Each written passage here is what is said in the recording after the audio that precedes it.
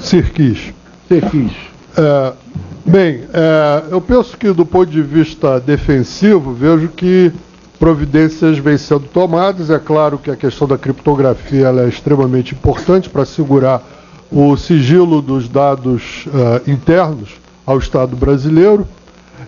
Penso que seria muito importante que nós desenvolvêssemos a capacidade total de ter satélites postos em órbita por foguetes brasileiros e o satélite também totalmente produzido aqui.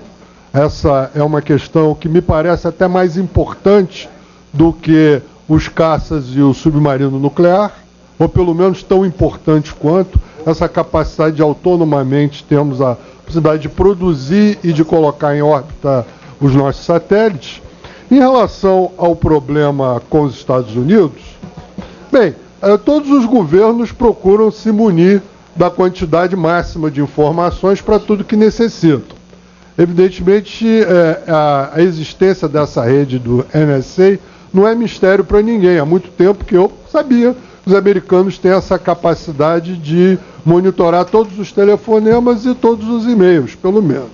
O que de fato foi novidade, e é um aspecto extremamente preocupante, é, de fato, primeiro, a quantidade de gente que tem acesso a esses dados, inclusive de empresas americanas terceirizadas, como era o caso do próprio Snowden, que não era funcionário direto da NSA, trabalhava para uma empresa terceirizada, que cria a seguinte situação: digamos que 5 mil, 3 mil, 5 mil pessoas de empresas terceirizadas têm acesso a esse tipo de informação.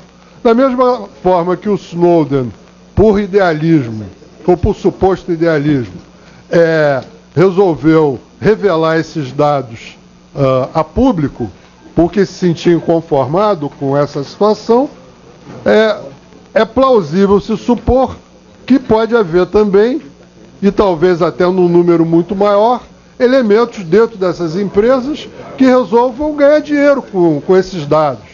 E um dos aspectos mais preocupantes do depoimento que tivemos do jornalista do Guardian é exatamente a facilidade que teriam esses operadores de nível médio em ultrapassar, digamos, a questão do metadado, a partir do metadado mergulhar e chegar no dado propriamente dito.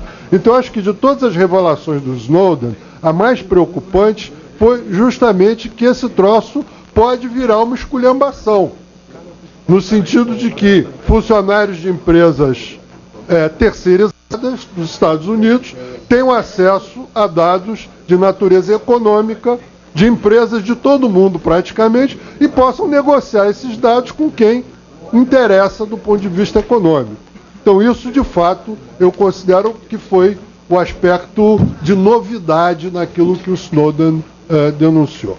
Em relação à proteção e à eventual violação do sigilo de dados brasileiros, eu, francamente, me preocupo mais com a capacidade de interceptação telefônica de polícias estaduais e da forma com que isso é apropriado por agências privadas de detetives particulares, entre aspas, do que com a capacidade que a NSA tem de monitorar todos nós e mais alguns aqui dentro. De qualquer maneira, a partir do momento que ficou patente esse caso de espionagem, que ele veio ao público, cumpre ao governo brasileiro tomar providências.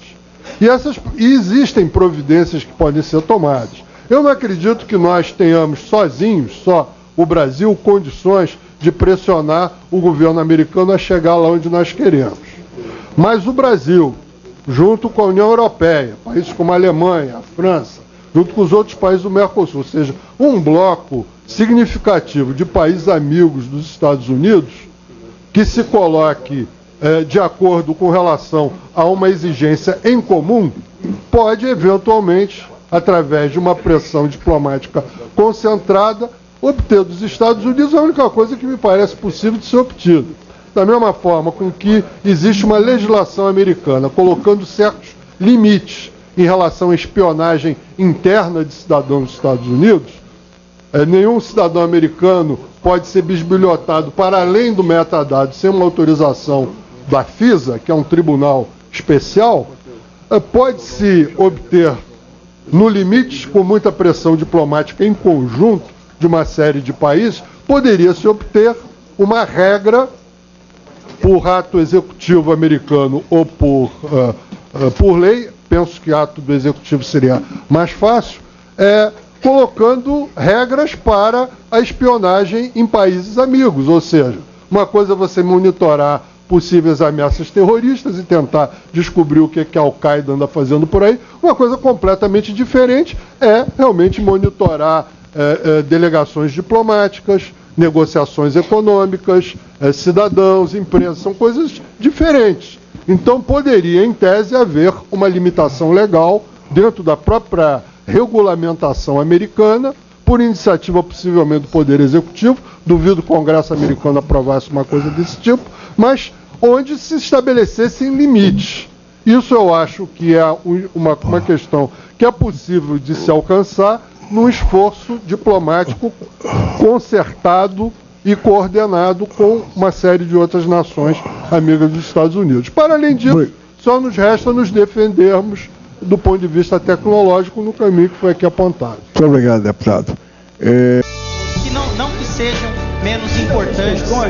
Um segundo encaminhamento. Ministério de Santos, no meu estado de São Paulo.